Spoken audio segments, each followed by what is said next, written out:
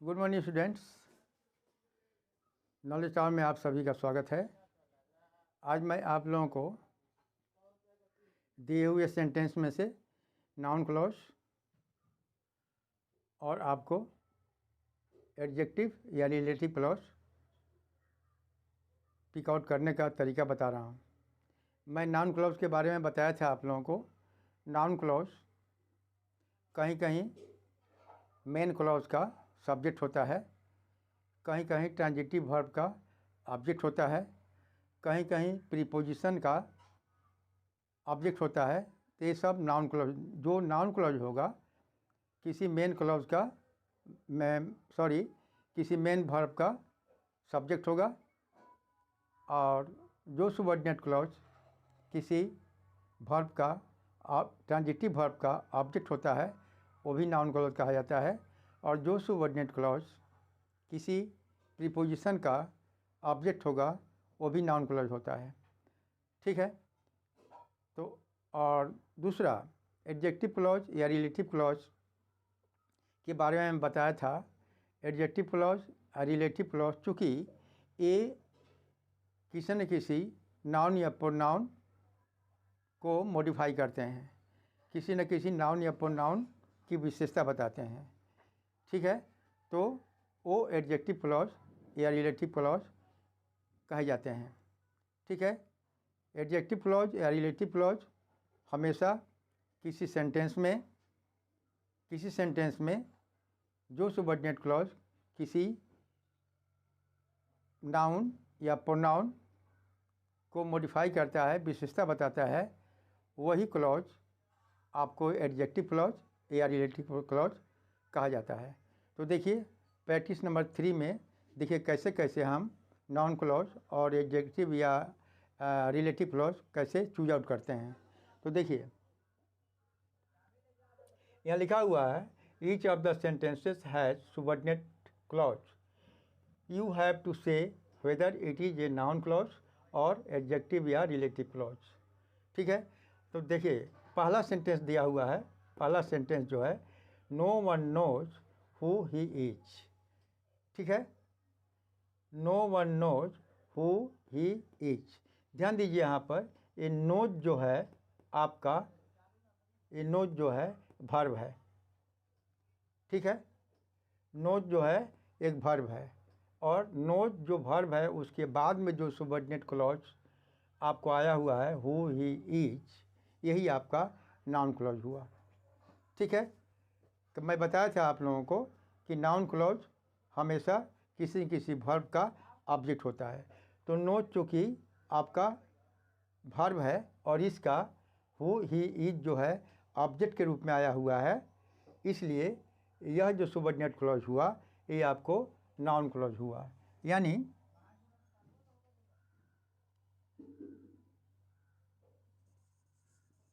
Answer 1। तो answer 1 का आपको जो ये जो हु ही इज जो हुआ, ये हुआ हु ही इज, ये हो गया आपको NC यानी नाउन क्लॉज। ठीक है। दूसरा सेंटेंस देखिए, दूसरा है, I know the place where the money was hidden. ध्यान दीजिए यहाँ पर द प्लेस, ये प्लेस जो है एक नाउन है। ठीक है। आई नो द प्लेस, ये प्लेस जो है आपका नाउन है, और नाउन के बाद में जो आने वाला सबऑर्डिनेट क्लॉज है where the money was hidden, यह सबऑर्डिनेट क्लॉज है। किंतु सबऑर्डिनेट क्लॉज होते हुए भी वह द प्लेस यानी नाउन की विशेषता बता रहा है। ठीक है। तो जो सबऑर्डिनेट क्लॉज किसी नाउन या प्रोनाउन की विशेषता बताता है वही क्लॉज आपको एडजेक्टिव क्लॉज या रिलेटिव क्लॉज होता है। तो नियम के अनुसार द प्लेस जो है आपका एक नाउन है, और इसके बाद में जो आने वाला क्लॉज जो है where the money was hidden, यह जो सबऑर्डिनेट क्लॉज जो है, यह चूँकि द प्लेस नाउन की विशेषता बता रहा है, इसलिए where the money was hidden ये आपका एडजेक्टिव क्लॉज हुआ या रिलेटिव क्लॉज हुआ। ठीक है। दूसरा, where the money was hidden, ये आपको हो गया, ये आपको हो गया एडजेक्टिव क्लॉज, एडजेक्टिव क्लॉज या रिलेटिव क्लॉज। ठीक है। अब आइए तीसरा सेंटेंस। तीसरा सेंटेंस है where she lives is unknown. ध्यान दीजिएगा, where she lives is unknown. ठीक है। तो तीसरा का देखिए आंसर क्या होता है। अब देखते हैं कि where she lives is unknown. ठीक है, यहाँ ध्यान दीजिए, where she lives is unknown. Is देखिए यहाँ पर आपका वर्ब है, वर्ब यानी मेन वर्ब है। आप देखिए मेन वर्ब में is, am, are, was, were, ये सभी मेन वर्ब में आते हैं। और ये भी आपको पता होगा कि यदि यदि यदि एक सेंटेंस में, यदि किसी सेंटेंस में एक ही वर्ब होता है, वह आपको मेन वर्ब होता है। ठीक है। तो यहाँ इज जो है आपका मेन वर्ब है, और मेन वर्ब का जो ऑब्जेक्ट है, सब्जेक्ट है वेयर शी लिव्स। ध्यान दीजिए, यहाँ पर इज आपका मेन वर्ब है और इसका सब्जेक्ट जो आया हुआ है वेयर शी लिव्स, ये आपको नाउन क्लॉज होगा। ठीक है। वेयर शी लिव्स, ये आपको हो गया एनसी यानी नाउन क्लॉज। ठीक है।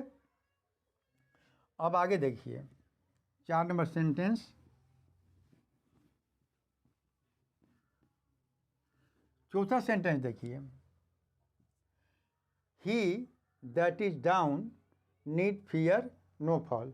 ध्यान दीजिए यहाँ पर दैट इज डाउन, और इसमें आपका जो मेन क्लॉज है he need fear no fall. Main clause है he need fear no fall. ठीक है। और बीच में आया हुआ है ही के बाद दैट इज डाउन। तो ये दैट इज डाउन जो है, ध्यान दीजिए यहाँ पर, ये ही जो है आपका प्रोनाउन है। ठीक है। ही आपको क्या है, प्रोनाउन है। तो दैट इज डाउन जो ये सुबॉर्डिनेट क्लॉज है, यह प्रोनाउन ही की विशेषता बता रहा है। तो आपको बताया गया है आपको कि जो क्लॉज किसी नाउन या प्रोनाउन की विशेषता बताता है, वही आपको एडजेक्टिव क्लॉज होता है या रिलेटिव क्लॉज होता है। तो चूँकि ही आपका प्रोनाउन है और इसकी विशेषता दैट इज डाउन बता रहा है, इसलिए दैट इज डाउन जो हुआ आपका एडजेक्टिव क्लॉज हुआ। 4, दैट इज डाउन, ये आपको हो गया एडजेक्टिव क्लॉज, एडजेक्टिव क्लॉज या रिलेटिव क्लॉज। आपको बता दिए हैं कि एडजेक्टिव क्लॉज को ही रिलेटिव क्लॉज कहा जाता है। कहीं कहीं आपको आएगा, कहीं कहीं आएगा कि pick out the adjective clause, और कहीं कहीं आपको आएगा pick out the relative clause. ठीक है, दोनों सेम होते हैं। अच्छा, पांचवा देखिए, पांचवा सेंटेंस है he says that he would not help me. ध्यान दीजिए यहाँ पर इस सेज जो है आपका, he says that he would not help me, ये सेज जो है आपका यहाँ पर क्या है, यहाँ पर सेज जो है आपका वर्ब है। ठीक है, सेज जो है आपका वर्ब है, और सेज जो वर्ब है इसका ऑब्जेक्ट कौन है, that he would not help me. तो ये that he would not help me एक सुबॉर्डिनेट क्लॉज है। ठीक है, that he would not help me एक सुबॉर्डिनेट क्लॉज है, किंतु सुबॉर्डिनेट क्लॉज होते हुए भी वह क्या करता है, ये सेज जो वर्ब है उसका ऑब्जेक्ट है। ठीक है, यह सेज जो है आपका ऑब्जेक्ट है, इसलिए that he would not help me एक आपका नाउन क्लॉज हुआ। That he would not help me, ये आपको NC यानी नाउन क्लॉज हुआ। ठीक है, छठा देखिए, people who live in glass house should not throw stone at others. ध्यान दीजिए, people who live in glass house should not throw stone at others. पहले आप देखिए इसमें मेन क्लॉज कौन है। मेन क्लॉज है people should not throw stone at others who live in glass house. मतलब कि ऐसे लोग जो शीशे के मकान में रहते हैं उन्हें दूसरे के मकान पर स्टोन नहीं फेंकना चाहिए। ठीक है, तो देखिए यहाँ पर तो पीपुल, अब यहाँ ध्यान दीजिए, पीपुल जो है आपका क्या है, नाउन है। ठीक है, ध्यान दीजिए यहाँ पर पीपुल आपका नाउन है और इसकी विशेषता बता रहा है who live in glass house. ठीक है, ये पीपुल जो है आपका नाउन है और इसकी विशेषता बता रहा है who live in glass house. तो एडजेक्टिव क्लॉज या रिलेटिव क्लॉज का काम होता है किसी नाउन या प्रोनाउन की विशेषता बताना। तो चूँकि पीपुल एक नाउन है और इसकी विशेषता who live in glass house बता रहा है, इसलिए यह आपका एडजेक्टिव क्लॉज हुआ या रिलेटिव क्लॉज हुआ। ठीक है, हु लिव इन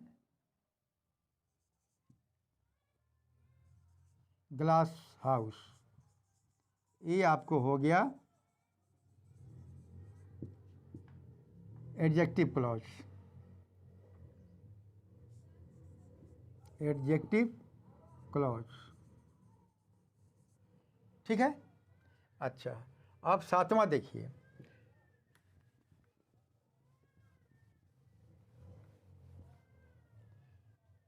सेवन देखिए क्या है, there is no meaning in what you से।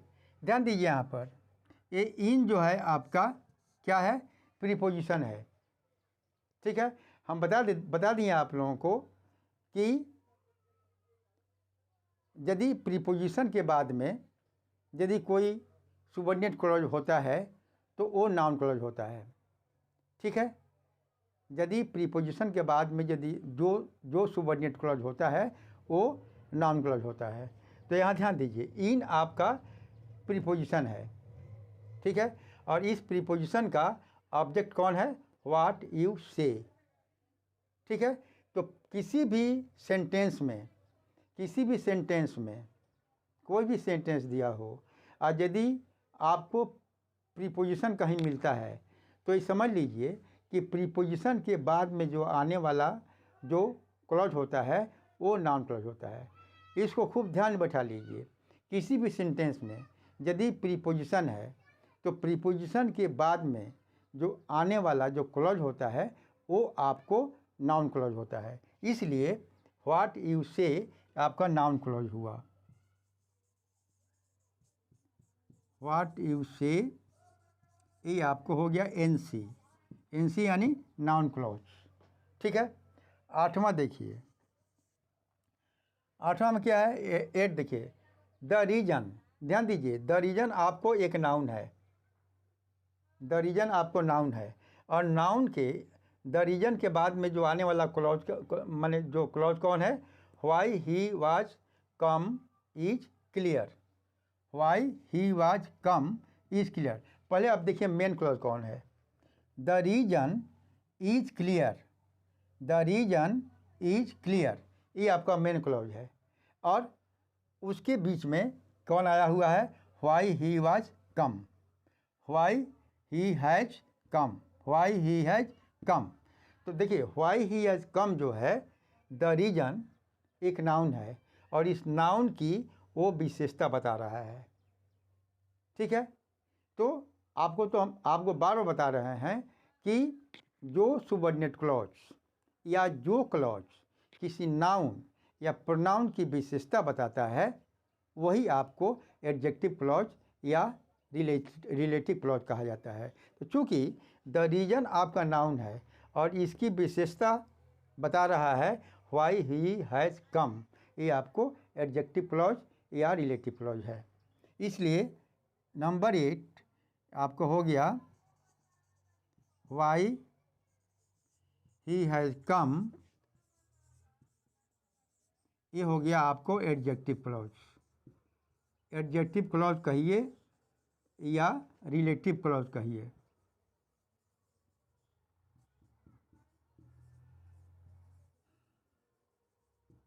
ठीक है, अब देखिए 9 देखिए,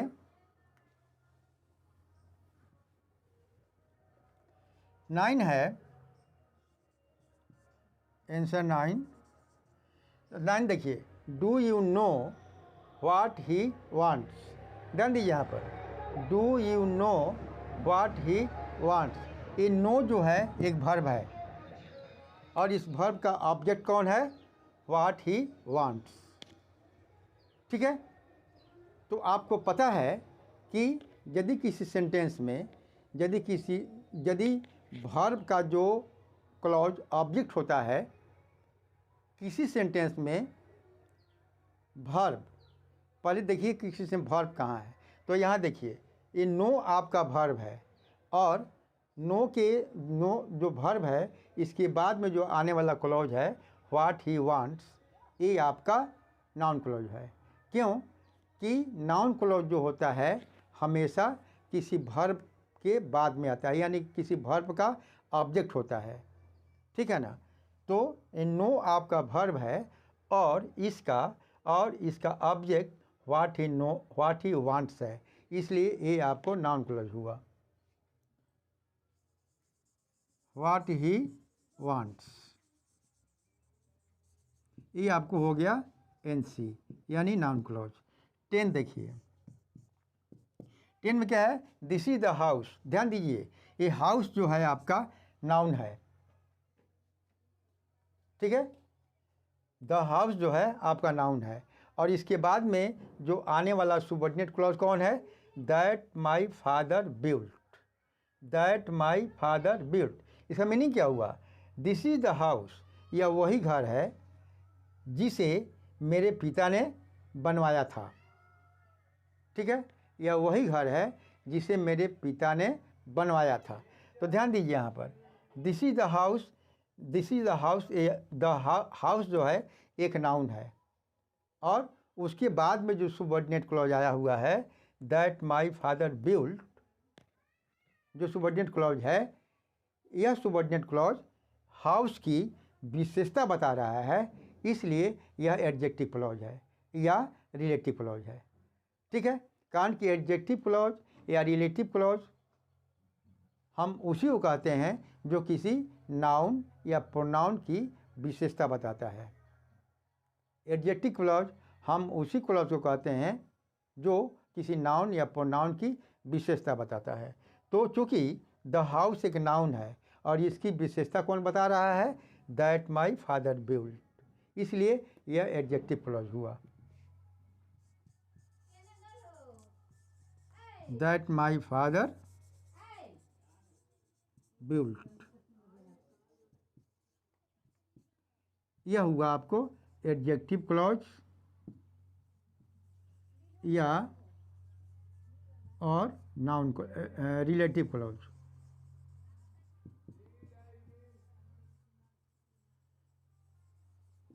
ठीक है, तो इस बात को ध्यान दीजिएगा, मैं एक बार इन शॉर्ट रिपीट करता हूँ। जो नाउन क्लॉज होता है, स्पेशली नाउन क्लॉज के लिए बता रहा हूँ, जो नाउन क्लॉज होता है किसी मेन वर्ब का सब्जेक्ट होता है और कहीं नाउन क्लॉज किसी वर्ब का ऑब्जेक्ट होता है और कहीं नाउन क्लॉज किसी प्रीपोजिशन का ऑब्जेक्ट होता है। यदि सेंटेंस में यदि प्रीपोजिशन मिलता है तो आप समझ लीजिए कि प्रीपोजिशन के जो बाद में आने वाला जो क्लॉज है वो आपका नाउन क्लॉज है। ठीक है। अब एडजेक्टिव क्लॉज या रिलेटिव क्लॉज, तो एडजेक्टिव क्लॉज का काम ही होता है किसी नाउन या प्रोनाउन की विशेषता बताना। तो आप समझ, यदि किसी नाउन के बाद में, यदि किसी नाउन के या प्रोनाउन के बाद में जो आने वाला क्लॉज होता है वो हमेशा एडजेक्टिव क्लॉज या रिलेटिव क्लॉज होता है। ठीक है। तो आज बस इतना ही, तब तक के लिए धन्यवाद।